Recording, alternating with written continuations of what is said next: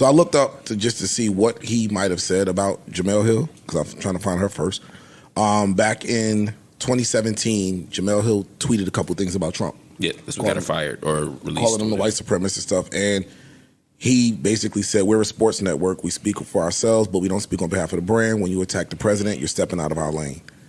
So he kind of sided with the company over her. Well, who's surprised to hear? No, I'm saying who's surprised to hear that Stephen A. is a company man? But he could have said nothing. He could have said nothing. Which is his point to check carry, unless ESPN told him to say something. That's not what a company man is, though. Good point. Saying nothing. I'm just trying to see where the smoke was in that. Like, I remember all of that when Trump ran and Jemele and Michael and ESPN had a slew of very intelligent black people that were on air using their platforms to say, "Yo, dog."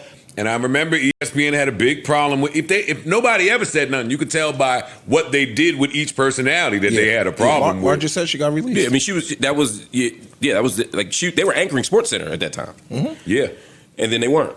Mm-hmm. You know, I don't know if she was technically fired, but certainly that was the ESPN made it very clear, and Jemele's made it clear ever since then. You know that was the last thing when she tweeted that Donald Trump was a white supremacist, which at the time was still seen out of bounds. I don't think if you tweet that in 2022, yeah, that's true, or 2024, I think she was ahead of the curve. I think she was right. If you tweet it now, you're still liable to lose your job depending on where you work at. At ESPN, yes, that's 1,000% true. But the global outrage was even more in 2017 because a lot of stuff had not happened yet. Proof is in the pudding. Yeah. And just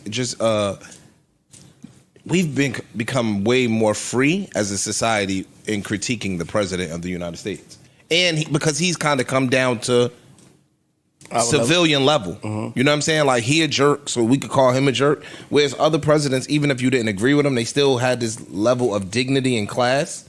George Bush, people didn't like him, but he was still a likable guy because he maintained a certain level of decorum. This motherfucker right here, like, he from the slums.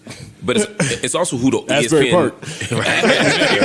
There it is. The ESPN audience is a different audience too, because a lot of times we think about who we watch ESPN with. True. But most of the country that watches ESPN, it's the people that's watching NASCAR. Word. It's the people that's watching that ain't what they want to hear. That ain't what they want to hear. You're right. Half the country is pissed off that they even anchor in SportsCenter to black people at the same time. They didn't like when Stuart Scott was dropping a rap lyric. Word. You know what I mean? Rest in peace. Rest in peace to the great Stuart Scott. But when you talk about, like, now you're talking about my president, half the country voted for this motherfucker at the time. And now more than half. So, like, that was, really good point. ESPN is thinking about the money. Really good point. Well, there you have it. There you have it. That's a great point. Shout out to Carrie.